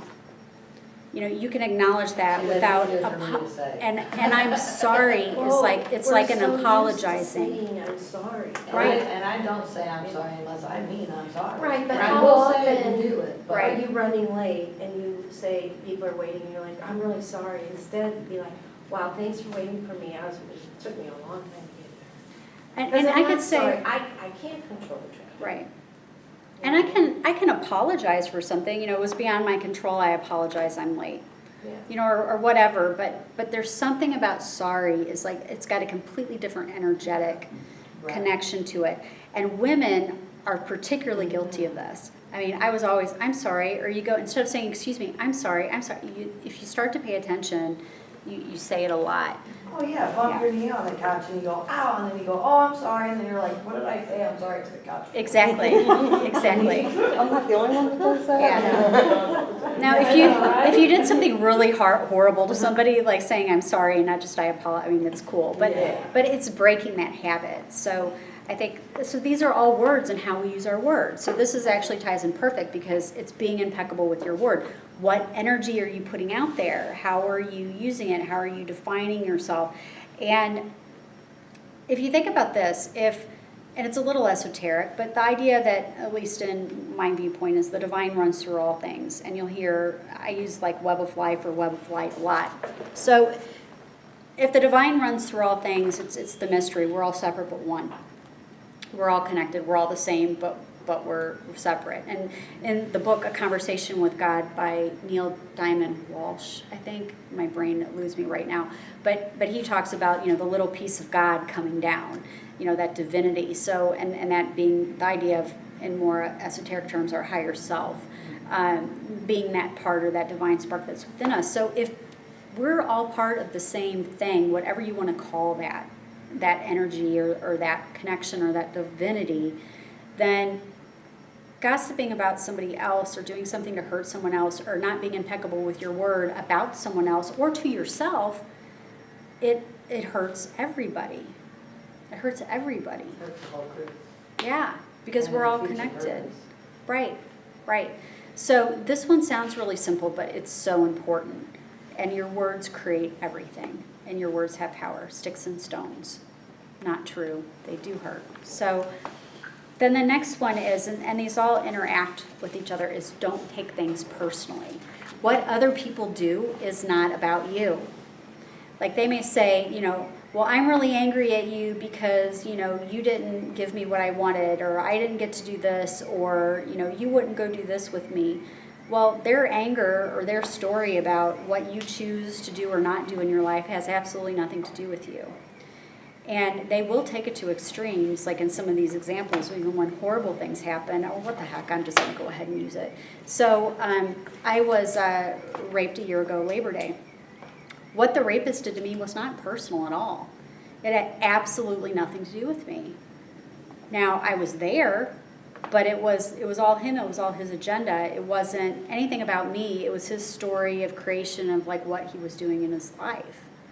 So somebody else's story and what they're doing and their story about you has nothing to do with you.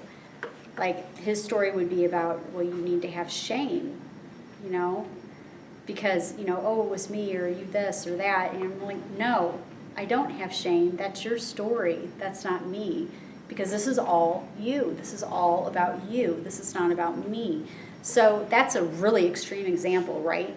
So let's say you didn't get the project you wanted at your work. Somebody else chose something else. Let's say, you know, cousin Jim Bob, you know, cussed at you on the back porch, or, you know, he was, you know, mean to your brother, or, you know, any of these kinds of things. None of that has anything to do with Well, you. let's take it one step further. Your daughter or your son. I mean, now let's, you know, put it in that context, We all understand what I'm saying. But when it becomes very close like that, then how do you, because I'm having a problem with that with my 21-year-old daughter. Yeah. I just shut up and give because it stops all fights or arguments, and we can live a cohesive life, a cohesive life. So what do you do when it becomes one of your children that is playing that? It's still not personal. So the key to this is, and I've had this conversation a lot because we're talking about trauma in this foster certification process. And I went to 8 weeks of training, 3 hours a night. I'll have my 5th home study coming up, visit and all that. So it's a lot of work. But because of my trauma background and because of the 4 agreements, they're like, oh my gosh, this is so perfect. Don't take anything personally, because what happens is they'll react and they'll do all sorts of horrible things. And any teenager will be like, I hate you, I hate you. Well, them hating you doesn't really have anything to do with you. It's a need with them, or maybe they have a trigger, or maybe it's a PTSD trigger, or maybe they've got something emotionally going on, or maybe they've got a lot of healing to do, or any number of things.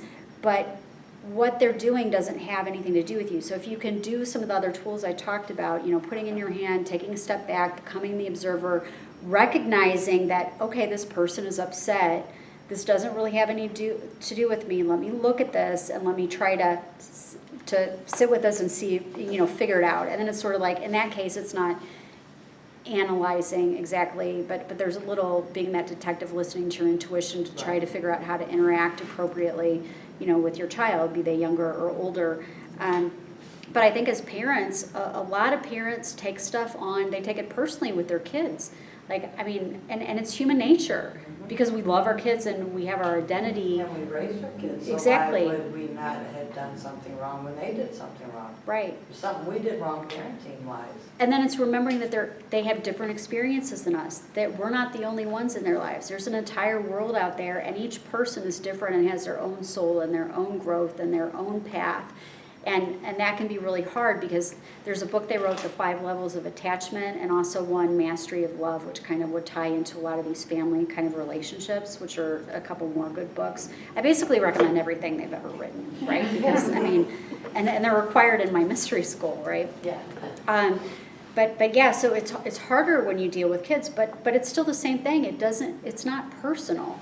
It doesn't mean that you can't be sad if your child's hurting, or that you won't get angry because you're a human being, but it's having that awareness. You can then shift from this triggered state to over here by working these tools. It doesn't mean you're not going to be there. If I have this happen, let's say I've got a teenager in my house, I'm a human being. Just because I work the 4 agreements and I don't take things personally, that doesn't mean that I'm never going to yell at them. My goal is not to, but that doesn't mean it's not ever going to happen, because I'm a human being and doing my best. The 4th agreement, sometimes my best is going to be different than others. Right. And even if you talk to the Ruiz family, it's not that you don't get triggered by something. It's not that something doesn't bother you. I reached out, I haven't told anybody this except for maybe Mickey, but I reached out to Don Miguel Jr. after what happened last year, and I told him about it. I said, I don't know why I'm telling you, but I just want to tell you. And so we had this conversation about it, through Messenger, and he said, it's not that, because I was talking about the 4 agreements in the context of what I had just experienced, right? Because I have this spiritual path and I'm a spiritual teacher and I've done all this work, so I go to the tools, I'm trying to figure out how to use them, and he's like, man, that's not being impeccable with your word, because it's using, well, he didn't say it like that, because it was fresh, but he said, it's using the word against yourself, because you're basically using the 4 agreements to punish yourself. Or that you should, or like we say in life coaching, shoulding all over yourself. I should this, or I shouldn't that. So being impeccable with your word has a lot to do with that. So being able to work the 4 agreements, he said that he was triggered by what I told him, and because it upset him, because he cares about me, right? And how long has he been doing this? He's been raised since he was a little boy. And they talk about this in their seminars and all sorts of different stories and anecdotes, but this is one that I have directly experienced of my own without telling their stories. This is my story. And they still have those experiences. So then why aren't we going to have that? So it's not like you're going to wave a magic wand tomorrow and you're, from now on, you're never going to be anything but impeccable with your word. You'll never take anything personally. You're never going to make another assumption as long as you live. And your best is always going to be perfection. It's just not realistic because we're souls in a human body having a human experience. And awareness isn't about reaching some big thing and being like, now you're at some blissful state of perfection and you're never upset or you're never unhappy or nothing is ever wrong.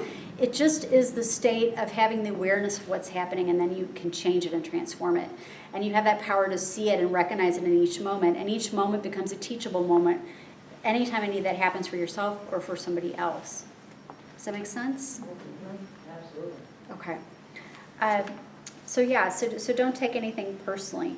And one of the things that I said about, well, there's so many things.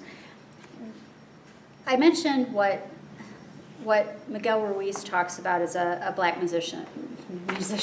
But the idea of somebody who's like practicing something to harm somebody else, that kind of thing, even though I generally don't use those terms, but using his terminology. And I really like what he says about this, because the idea of taking something personally is it really makes you like pray for somebody who would be a predator, because you take that upon yourself, and that's how they can hook you with that. When you work this agreement, and again, remember the spiral, you keep coming back around. It's not like it ends. The spiral goes on forever. It's not like an end point, and it doesn't. Otherwise, you wouldn't exist, or you'd be, So, and each time you do that, and work this agreement, you take that power away, and you take your power back. And we spend a lot of time giving our power away to other people in our lives. And we do it by taking things personally, by making things about us. Even if it looks like it's about us, it's really not about us. You're doing well when you have haters. I have some haters. And so then, but it doesn't have anything to do with me, right? Because everybody has their own story and their own experience. And if you're out there doing the work, not everybody's going to like you, because otherwise you're running around trying to be nice. The world isn't going to like us because we're the minorities right now. Well, and then if you're being nice, people aren't going to like you, right? Because then you just pull more of that into your circle and into your life. So, if you don't take things personally, you're not creating your own personal hell by the words of somebody else. And if anybody has to leave, it's perfectly okay, and you can catch the video because we're running long. So remembering that the opinions of yourself are not true. You're welcome. What you tell yourself about yourself is not always true. So question that. It kind of taps into the whole idea of your shadow self, and that too from a different context, or from a shamanic standpoint, or a Jungian standpoint, your subconscious or the collective unconscious or whatever. But don't believe your own press, in your mind. Your mind's going to tell you all sorts of things, and then you realize that your mind isn't really you, because if you notice you're having these thoughts, who is noticing? In life coaching, I'm having the thought that. I notice that I'm having the thought that. Those are other methods to create that distance. And we use all these tools with our clients. But if you're noticing, you're not that person. So who is it? So it's sort of like the idea of the truth with the capital T that doesn't have any words, that part of yourself is the observer. So that's why we try to distance ourselves and gain discernment by becoming an observer, because we try to tap into that kind of higher part of ourselves that's not wrapped up into our ego attachments and all of that. And when I say ego, I don't mean cocky ego, I just mean our ego self, our personality self. So one of the things that you might hear on that might try to hook you are things like, well, you know what so-and-so said about you? So-and-so came to me and they told me this about you. And they did this horrible thing to me, and let me just tell you all about how horrible these people are. And they hook you because there's that part that wants to take things personally. You want to know what the other people are saying. There's a fear. But there's a great power when you say, I don't want to know. I don't want to know.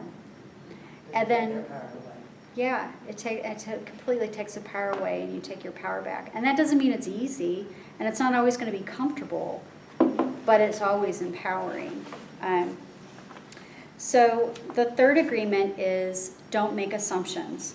And I think a lot of times, we know this and we've talked about this some, but that we each have our story. Some gossip are lies, some gossip are facts, some gossips are facts with spins. But generally assumptions is, we assume, and the old thing about if you assume, break that down phonetically, what that means. I learned that from the odd couple when I was little. Yeah, it's been around for a really long time, and it's true. So we can also trick ourselves, like I said earlier, into weaving back to some of what we've already talked about. We can trick ourselves into believing our intuition is our intuition and not making an assumption because we want to believe what we believe, so we look for evidence. Human nature is to look for evidence to corroborate what we want or think is true. Good or bad, whatever it is. So not making assumptions. And you can do this by things like being skeptical. Don't automatically believing it. Don't repeat it. Ask.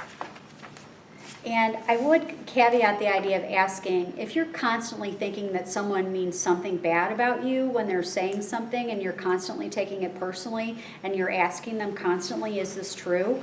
Because you want to make sure that it's not about you, then you've got to do some examining about yourself generally because there's something going on inside. So if you have to ask people constantly, either it's not somebody that needs to be in your life or you've got to do some internal work because there's an insecurity there that's going on. So I just caution you with that. Like, that's not the end-all be-all. Like, every time ask somebody what their intent was constantly is not healthy either. So there's a balance, right? Just like with anything. So I think we understand assumptions pretty well. And remember that gossip is toxic emotional currency. And the fourth agreement is always do your best, which means your best is going to change. I've said this a bunch of times, from day to day, from moment to moment. It's having self-love, compassion, and if you're a perfectionist, letting it go. Oh boy, is that hard. That's why I say recovering perfectionist, because I don't think you ever are done. I think it's meetings for that. Yeah, right? Right? So these are like my meetings. Can there be a clinic we go to in the morning? Right. So the fifth agreement is be skeptical but learn to listen. And this isn't from a rebellious standpoint. It's be skeptical but learn to listen. And I have a video by Jose Ruiz that's embedded on our Spirit's Edge website, spiritsedge.org. And I love him. He's such a beautiful messenger. But this is, again, don't take it at face value. This helps you break through the assumptions and not to believe everything that you tell yourself, not to believe everything somebody tells you. Listening, learning to listen, because that's a skill that we all need, but being skeptical about it. Asking questions of yourself about it, at the situation. Don't automatically assume. So that's a tool, practicing a healthy, not being a skeptic. It's different. It's just being skeptical, Realistic. Yeah, and asking that question of yourself. So,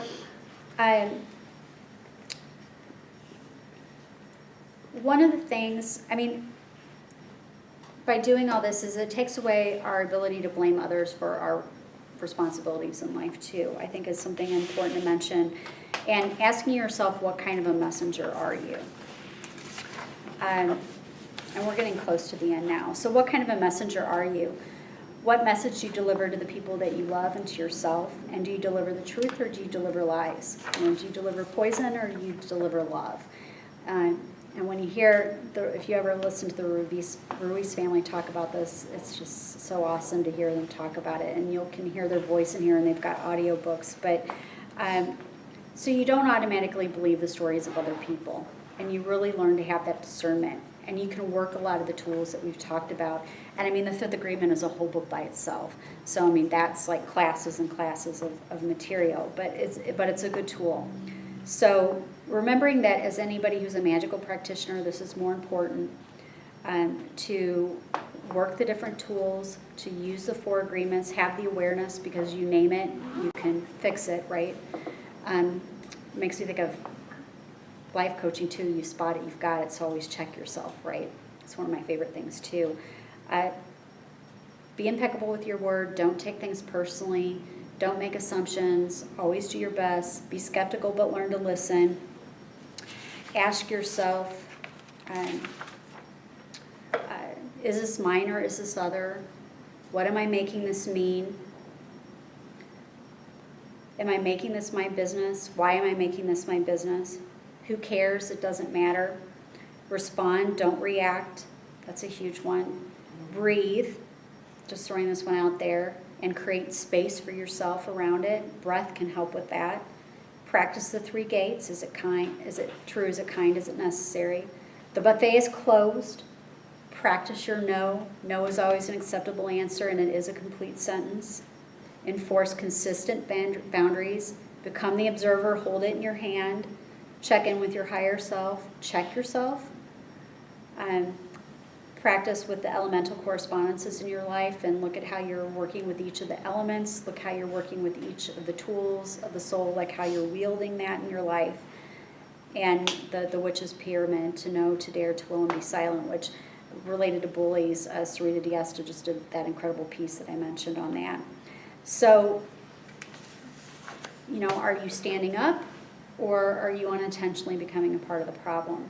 And think about this, when you go forward to Thanksgiving, and, for those of you who celebrate Christmas with your families, or Yule, or Hanukkah, or whatever, as you're there with your families, think about these agreements, think about some of these tools, and then it can help give you the power to not react, in any situation. And when we react, we're not being impeccable with our word, but when we respond, that's a different story. So I'm going to give you something else that is for our Spirit's Edge folks. And I made this up. Does anybody ever know the drink Tang from the 70s? Yeah? I still buy it. You still drink it? I still buy it. Awesome. Tang's tangy, right? Right? There's a little sweet to it and stuff, but it's tangy. It's got that. So has anybody ever drank too much Tang? Okay, so you drink too much Tang, and for those that haven't, it's kind of like orange juice, right? It can be a little acidic, a little tart, a little raw on your throat and that kind of thing. It's a little sweet going down, but then it has this like after thing going on. Yeah. So that's kind of like gossip, right? Because it can be sweet coming in because you're feeling all connected and all important and all up in it and all whatever, but it's got that tangy afterbite, which can be, that can be, So I was thinking about the idea of lip tang. Lip tang. Yeah, so that came to me right away when I thought about this class. Yeah, exactly. So I want it to be a thing. So in Spirit's Edge, I'm going to start teaching everybody about this, and I'm going to make sure every one of my students watch this, and I'm going to try to get every one of our members online to watch this video. Oh, yeah, lip tang. And when people say it, it's a nice way to, if somebody's gossiping to you, lip tang, sort of like slug bug yellow, slug bug orange, but don't punch anybody, that car game or whatever. Use it, slug bug yellow, or padiddle, and you smack the ceiling. Yeah. Again, we're not promoting violence and we're not hitting anybody, but Violence, it's a game. but lip tang, Lip tang. lip tang. Don't be lip tanging. Keep your lip tang to yourself. I got Yeah. my own bomb. So it's kind of fun and playful, and That's I think cute. it might give tools, because with our organization, I want to have a drama-free zone, and I've been very vigilant about maintaining that for years, which is why, we were founded January 1st, 2010. We started public rituals in September 2012, and this is, when we're recording this, it is November 2018. And it's not going anywhere, because this is the environment that we're going to have. We're going to practice the 4 agreements, the 5th agreement. These are core teachings. We're going to work the tools. We're going to, I'm doing my part to share this information with everybody completely free of charge in our membership, because I think it's that important. I think it can change your lives. I think it changes our organization. And I would go back to what I mentioned that Carrie said. If anyone ever has anything, come to me. And that's the best thing. So I practice these 4 agreements, and my goal is to treat everybody in this way and to treat everybody with respect. And that's the kind of environment that I want to create with Spirit's Edge, and I think we've been really fortunate to do that over the years. And so I really appreciate you guys being here and taking the time to do this. So we'll have the anti-gossip lip tang movement, and if you want any future reading, hashtag lip tang, yeah, we're going to have to start that. The 4 agreements, the 5th agreement, the 5 levels of attachment, the mastery of love, any of these I recommend. I'm currently reading 2 of the new books, a shamanic book by Jose and another one by Miguel. So there's a lot of good information out there. Check out the websites that I mentioned. We do have classes on our website that you guys can check out. We've got the mystery school and all that. We have some free content in the blog that you can link to from our website, www.spiritsedge.org. So before I sign off on the video, I want to ask if anybody has any questions on camera that you want to ask. Or I should say, what questions do you have? Thank you so much for today. It's a great way to start Saturday. Awesome. It really is. You're welcome. All right, well, I'm glad you're here. Thank you very much, everybody. So It was worth the trip. good. I'm so glad. Hi again. I hope you guys enjoyed my class. I had so much fun with it. And remember, lip tang! Hashtag lip tang, LIPTANG. So this has been great. Live it, learn it, love it. You can dream your life. You create your life the way you want to live it. And mwah! Until we see each other again. Ciao.